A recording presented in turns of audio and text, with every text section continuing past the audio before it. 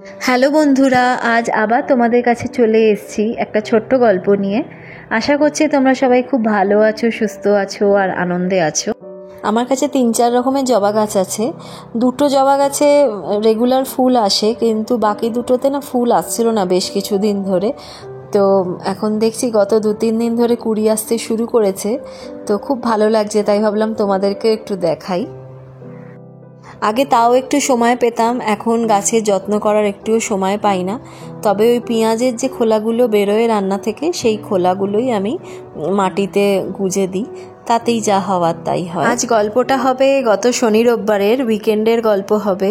Weekend মানেই তো জানো আমাদের কাছে খুব আনন্দের দিন, মানে সারা সপ্তাহ উইকেন্ডের জন্যই বসে থাকি। আবার এই উইকেন্ডগুলোতেই স্পেসিফিক্যালি অন্য দিনের তুলনায় কাজের চাপটা অনেকটা বেশি থাকে। তবে তাতে আমার কিছুই এসে যায় না, কারণ উইকেন্ডগুলোতে আমার এনার্জিটা আলাদা লেভেলেই থাকে। সারা সপ্তাহে তো বেরোই না কোথাও তেমন, উইকেন্ডগুলোতে বেরোনো হয় বলে একবারে 100% এনার্জিতে থাকি আমি। আমার এই ছোট্ট বিজনেসটা দেখতে দেখতে 2 বছরের হতে চললো, আর কয়েক মাসের মধ্যেই কমপ্লিট হয়ে যাবে 2 বছর। এই বিজনেস নিয়ে এত লোকের এত প্রশ্ন থাকে। কেউ কেউ জিজ্ঞেস করে কত রোজগার হয়, আবার কেউ জিজ্ঞেস করে সমস্ত রান্না তুমি একা করো কি করে, মানে বিশ্বাসই করতে চায় না, তোমার কোনো হেল্পিং হ্যান্ড নেই, কিভাবে এটা পসিবল। আবার এটাও বলে যে এই কাজ করার কি মানে আছে, এর থেকে তো কোনো চাকরি করতে পারতে।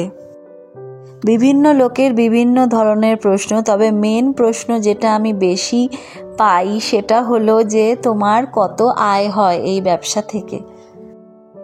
আমি এই ব্যবসা থেকে যা আয় করি সেটা দিয়ে একটা সংসার ভালো মতো চলে যায়, সেই টাকাটাই আমি এই ব্যবসা থেকে উপার্জন করি। আর হ্যাঁ, আমার এই কিচেনের সমস্ত কাজ আমি নিজে হাতে করি। যেই দিনকে 2টো অর্ডার আসে সেই দিনও যেমন আমিই করি, যেই দিনকে 10টা অর্ডার আসে সেই দিনকেও আমিই করি, আমাকে কেউ হেল্প করে না। লাভের কোনো অংশ কাউকে দিতে হয় না, মানে কোনো হেল্পিং হ্যান্ড নেই, তাকে কোনো স্যালারি দিতে হয় না বলেই হয়তো আমার লাভের অংশটা একটু বেশি হয়, আমার উপার্জনটা বেশি হয় এই বিজনেস থেকে। আর হ্যাঁ, চাকরি করার কোনো পরিস্থিতি আমার নেই। যারা আমাকে পার্সোনালি চেনে বা যারা আমার ব্লগ রেগুলার দেখে তারা জানবে যে চাকরি করার কোনো পরিস্থিতি নেই আমার জীবনে। আমাকে সংসারে থাকতে হবে, বাড়িতে থাকতে হবে, সংসারের কাজকর্ম করতে হবে। হ্যাঁ, তার মাঝখানে যদি আমি নিজের জন্য কিছু একটা করতে পারি সেটা খুব ভালো জিনিস, যেটা আমি করে থাকি। বাট কোনো জায়গায় গিয়ে আমি সময় দিতে পারবো না। চাকরি চাইলে আমি এখনও খুঁজে নিতে পারি, বাট আমি সেটা করতে পারবো না। তোমাদের সঙ্গে কথা বলতে বলতে আমার প্যাকিং প্রায় কমপ্লিট। এবারে ডেলিভারি বুক করব, ডেলিভারি বয় এসে নিয়ে যাবে। তাড়াতাড়ি করে কাজ শেষ করার আরও একটা কারণ আছে, আজকে একটা স্পেশাল জিনিস বাড়িতে ডেলিভার হবে। কিছুদিন আগে তোমাদের বলেছিলাম একটা ফার্নিচারের দোকানে গেছিলাম, একটা জিনিস অর্ডার দেওয়া হয়েছিল। কী জিনিস সেটা তো বলিনি, আজকে সেটা ডেলিভার হবে, তোমরা দেখতে পেয়ে যাবে।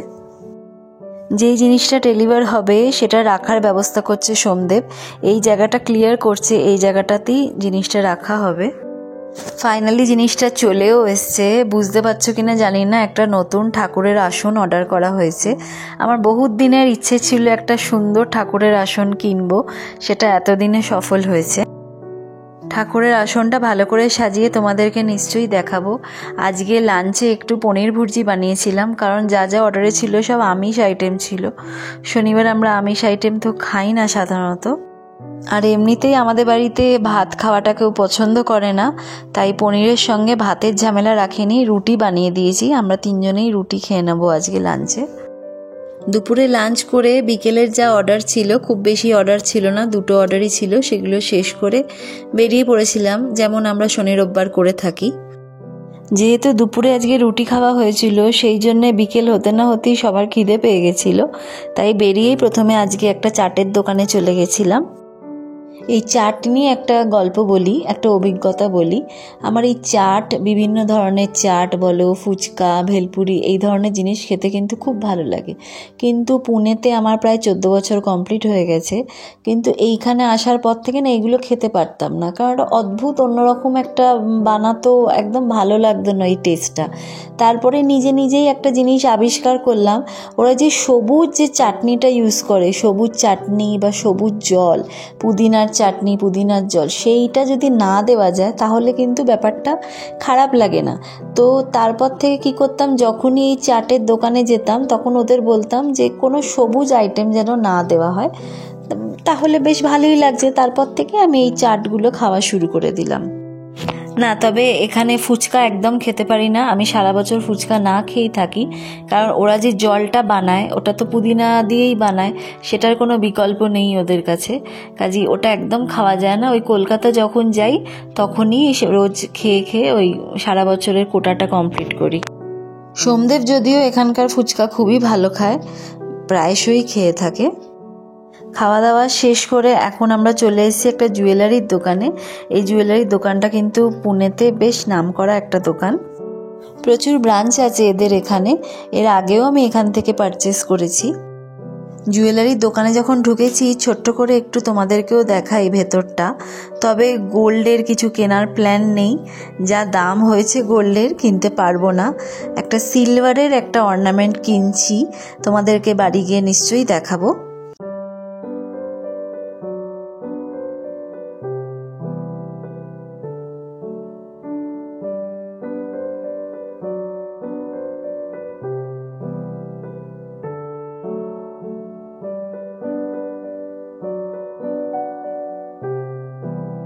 অগাস্ট মাসটা পড়তে না পড়তেই দেখছি বৃষ্টিটা একদম ধরে গেছে, নয়তো জুন জুলাই মাসে এত বৃষ্টি হয়েছে, বেরোলেই একটু না একটু ভিজতেই হতো।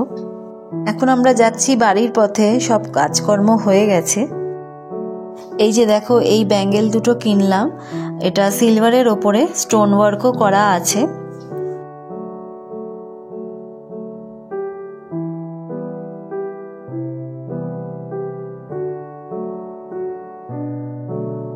রাত্রিরে ডিনারের জন্য বাড়ির কাছেই একটা ভেজ রেস্টুরেন্টে চলে গেছিলাম।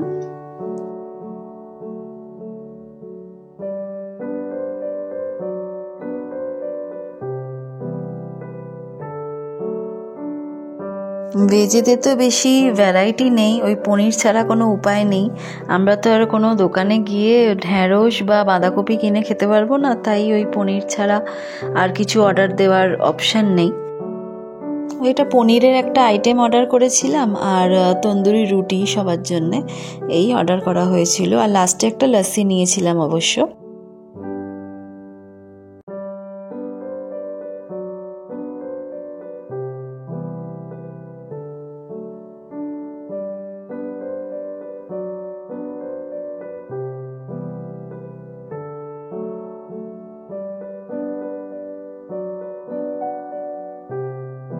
মালুলি,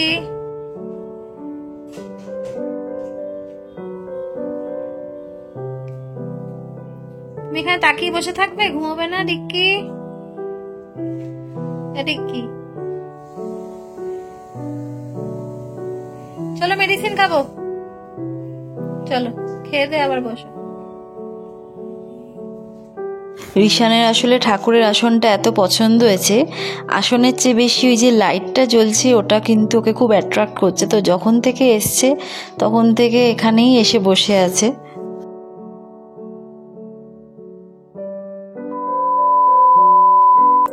চলে এসেছি পরের দিন সকালবেলা। আজ দিনটা রোববার, সকাল হলেই তো সুইমিং ক্লাসে প্রথমেই যেতে হয়, এটাই তো আমাদের এখন রুটিন হয়ে গেছে।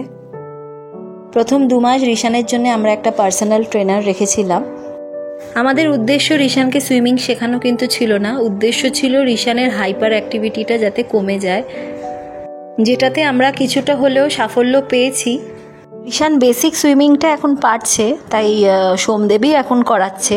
ওকে তো সেইভাবে কিছু করাতে হয় না, ওকে শুধু একটু তাড়া মারতে হয়, তার জন্যে সোমদেব যথেষ্ট। সুইমিং ক্লাস থেকে বাড়িতে এসে সোমদেব চান করে আগে পুজোর কাজটা করে নেয়। আমাদের আজকে নতুন মন্দিরে প্রথম পুজো হচ্ছে।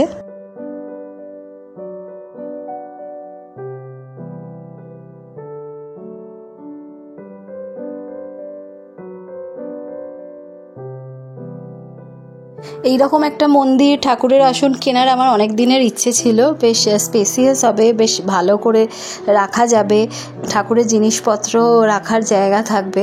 তো এতদিনে সেই ইচ্ছেটা পূর্ণ হয়েছে।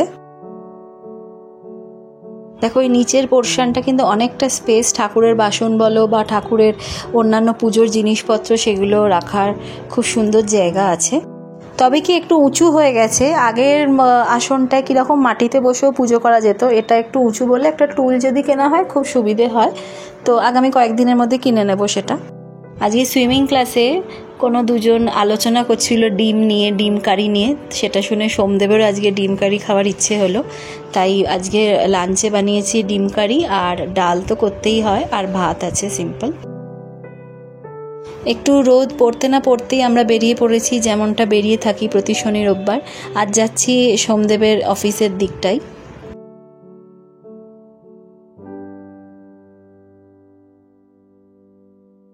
খানিকটা ঘোরাঘুরির পর মনে হলো না, এবার তো খিদে পেয়ে গেছে, কিছু তো একটা খেতে হবে। ঢুকে গেছি একটা ক্যাফেতে। ওই সেম একটা ফ্রেঞ্চ ফ্রাই অর্ডার করেছি সিম্পল, আর সোমদেব একটা র্যাপ নিয়েছে, এটা অবশ্য ভেজ র্যাপ। আর একটা নেওয়া হয়েছে ক্যাডবি, ওই আইসক্রিম টাইপেরই একটা জিনিস।